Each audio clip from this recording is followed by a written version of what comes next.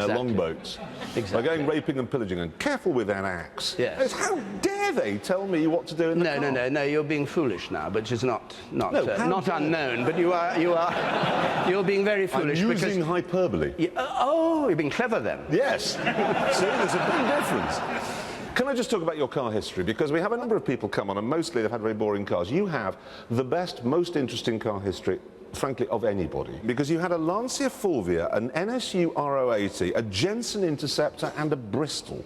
And a Sunbeam Alpine. And an Alpine as well. Yes. That's a great collection of they cars. were really good, yes. We've got a picture of the Ro80 here, for those of you who are too young to remember it. Everybody's too young to remember the Ro80. No, I can remember that. That was so far ahead of its time. That's a terrible picture. Yes, it's brown. That's it was 1970, well, 5 P Reg. The Ro80 there was notorious for its Wankel rotary engine always going wrong. Yeah.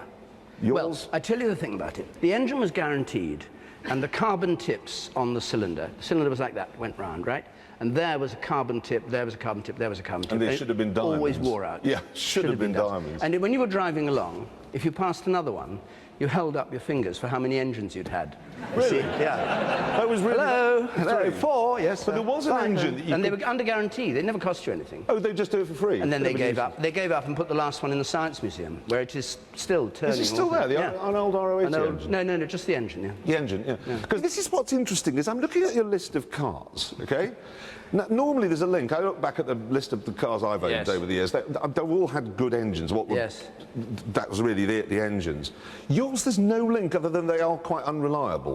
Interceptor's unreliable. No, the Interceptor was not unreliable except for one minor flaw, which was that it had one of the early electric roofs that went down like that.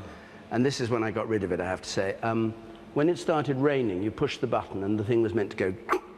And I had 3 friends with it, and it started raining in Scotland. It really rained.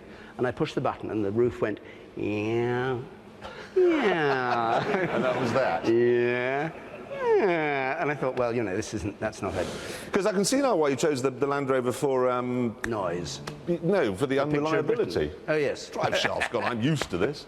I'm used to engines going and drive shafts coming out. The Sunbeam Alpine was fine, the BMWs I've had have been fine, the Lancia was terrific. Was it? That was a pretty car. I had a Mini, that was good. They're pretty cars. That was one of the things. They are pretty, yes. And today, of course, you drove a car that wasn't so pretty. What was this? The Suzuki Liana.